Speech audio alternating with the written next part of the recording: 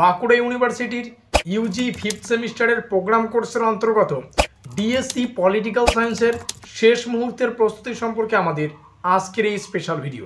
সামনে পরীক্ষা, আর এই মুহূর্তে কোন কোন প্রশ্নাবলী মোস্ট ইম্পর্টেন্ট তার লিস্ট আজকের এই ভিডিওটিতে তোমরা পেয়ে যাবে। কাজেই আজকের এই ভিডিওটি কিন্তু তোমাদের জন্য খুবই গুরুত্বপূর্ণ হতে চলেছে। তবে ভিডিওটি শুরু করার আগে তোমাদের কাছে রিকোয়েস্ট, দেখো আমরা এই চ্যানেল মারফত বিভিন্ন স্টাডি সংক্রান্ত নিউজ, স্কলারশিপ সংক্রান্ত আপডেট, এমনকি সাজেশন প্রদান করে থাকি। কাজেই খুব ভালো হবে যদি আমাদের চ্যানেলটিকে সাবস্ক্রাইব করে দিয়ে আমাদের পরিবারের সদস্য হয়ে নাও। তো যাই হোক, শুরু করছি আমাদের আজকের এই স্পেশাল ভিডিওটি।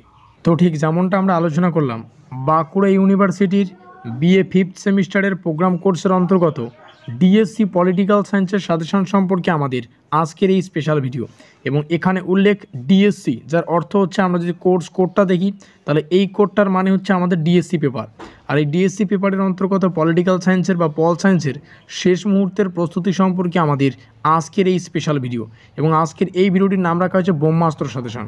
কাজেই আজকের এই ভিডিওটি শুরু থেকে শেষ পর্যন্ত দেখতে পারলে এই ডিএসসি পেপার অর্থাৎ এই কোডের অন্তর্গত পলিটিক্যাল সায়েন্স সম্পর্কে তোমাদের আর কোনোরূপ মাথা ব্যথা থাকবে না।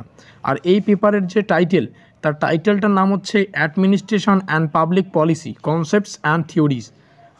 এই হচ্ছে আমাদের টাইটেল। তো এই টাইটেলের উপর ভিত্তি করে এই পেপারের অন্তর্গত গুরুত্বপূর্ণ 2 নম্বরের প্রশ্নাবলীর লিস্ট আজকের এই ভিডিওটিতে তোমরা জানতে পারবে। শুধুমাত্র হাতে গোনা অতি গুরুত্বপূর্ণ 14খানা প্রশ্ন, তার সাজেশন রয়েছে। এই কয়েকটা প্রশ্ন যদি তোমরা প্রস্তুত করো তাহলে পরীক্ষায় যে কয়েকটা 2 নম্বরের প্রশ্ন তোমাদের করতে হবে, অর্থাৎ 5টা করতে হচ্ছে, এই 14টার মধ্যে থেকে তোমরা কিন্তু 5টা কমন পাবে ইজিলি। কথা ক্লিয়ার? তো দেখে নেওয়া যাক গুরুত্বপূর্ণ প্রশ্নাবলী লিস্টের প্রথম প্রশ্ন। তো প্রথম প্রশ্ন রয়েছে, বেসরকারি প্রশাসন বলতে কী বোঝো? দ্বিতীয়, মানব সম্পদবাদী ধারার 2 জন প্রবক্তার নাম লেখো। সাবেকি ব্যবস্থাপনার তত্ত্বের যে 2টি নীতি, সেই নীতির উল্লেখ করো। এটার পুরো নাম কি? বৈজ্ঞানিক ব্যবস্থাপনা তত্ত্বের 2টি সীমাবদ্ধতা আলোচনা করো। নেক্সট 6 নম্বরে রয়েছে মোস্ট ইম্পর্টেন্ট একটি প্রশ্নটিতে জানতে চাইছে বিশ্বায়ন উত্তরনয়া পরিচালন ব্যবস্থার 2টি বৈশিষ্ট্য লেখো। পরবর্তী, জননীতি বলতে কী বোঝো? নেক্সট 8 নম্বরে রয়েছে প্রশ্নটি, জনপ্রশাসনের গণপছন্দের তত্ত্ব এর 2টি বৈশিষ্ট্যের উল্লেখ করো। পরবর্তী প্রশ্ন, জনপ্রশাসনের সংজ্ঞা দাও। আবার জনপ্রশাসন শাস্ত্রের জনককে আলাদাভাবে এই 2টি প্রশ্নটি দেখে রাখবে।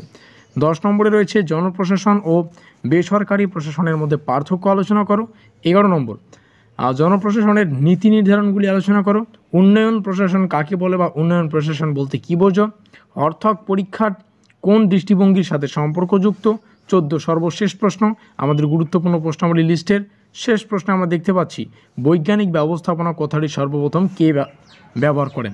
তো এই হচ্ছে বাছাই করা অতি গুরুত্বপূর্ণ 14খানা প্রশ্ন 2 নম্বরের প্রশ্নাবলী। পরবর্তী নেক্সট ক্লাসে আমরা একটা ক্লাসের মধ্যে 5 নম্বরের আর 10 নম্বরের প্রশ্নাবলীকে আলোচনা করব। পরবর্তী ভিডিওটি তাহলে তোমার জন্য খুবই গুরুত্বপূর্ণ হতে চলেছে। তো সেই ভিডিওটি অবশ্যই তোমরা ওয়াচ করবে, পরবর্তী ক্লাসে চলে আসবে। তো অবশ্যই তার জন্য তোমাদের একটু কমেন্ট করতে হবে আজকের এই ভিডিওটি তোমরা কোন কলেজ থেকে ওয়াচ করছো। ডেসক্রিপশন বক্স, যেখানে প্রিভিয়াস ক্লাস আর অন্যান্য সাবজেক্টগুলির আমরা সাজেশন শেষ মুহূর্তের প্রস্তুতি সম্পর্কে আলোচনা করেছি, তার লিঙ্ক ডেসক্রিপশন বক্সে রয়েছে, তোমরা সেখান থেকে দেখে নাও। ভিডিওটি ভালো লাগলে অবশ্যই লাইক করে দিও, বন্ধুদের কাছে শেয়ার করে দিও। আর এখনও পর্যন্ত যদি আমাদের পরিবারের সদস্য না থাকো অবশ্যই চ্যানেলটিকে সাবস্ক্রাইব করে দিয়ে আমাদের পরিবারের সদস্য নিও। তো আমাদের আজকের এই স্পেশাল ভিডিওটি এই পর্যন্তই।